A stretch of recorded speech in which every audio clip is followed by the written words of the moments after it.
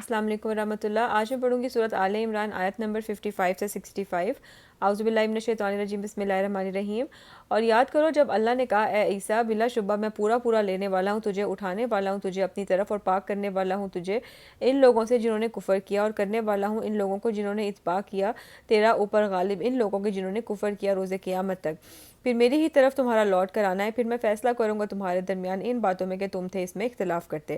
بس لیکن وہ لوگ جنہوں نے کفر کیا تو میں عذاب دوں گا انہیں، عذاب شدید دنیا میں اور آخرت میں، اور نہیں ہوگا ان کے لیے کوئی بھی مددگار۔ اور لیکن وہ لوگ جو ایمان لائے انہوں نے عمل کیے نیک تو اللہ پورے دے گا انہیں ان کے اجر، اور اللہ نہیں پسند کرتا ظالموں کو۔ یہ واقعات کہ ہم پڑھتے ہیں انہیں آپ پر نشانیوں میں سے ہیں اور حکمت والے ذکر میں سے ہیں۔ بے شک مثال عیسیٰ کی اللہ کے ہاں مانند ہے مثال آدم علیہ السلام کی۔ اللہ نے پیدا کیا اسے مٹی سے، پھر کہا اس کو ہو جا تو وہ ہو گیا۔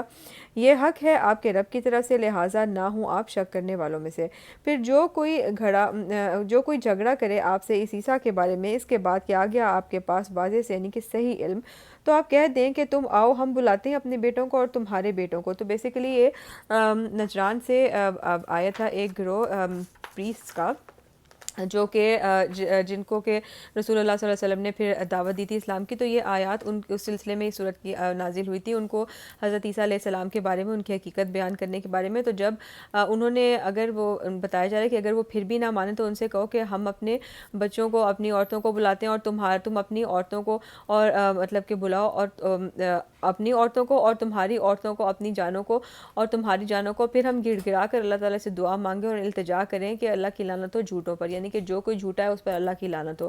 تو اس قسم کا ان کو کہا گیا کہ تم بھی اپنے بچوں کو اپنی عورتوں کو بلاؤ، ہم بھی بلاتے ہیں اور پھر ہم اللہ سے گڑ گڑا کر دعا کرتے ہیں۔ بے شک یہی ہے بیان سچا، اور نہیں ہے کوئی معبود سوائے اللہ کے، اور بے شک اللہ خوب غالب اور نہایت حکمت والا ہے۔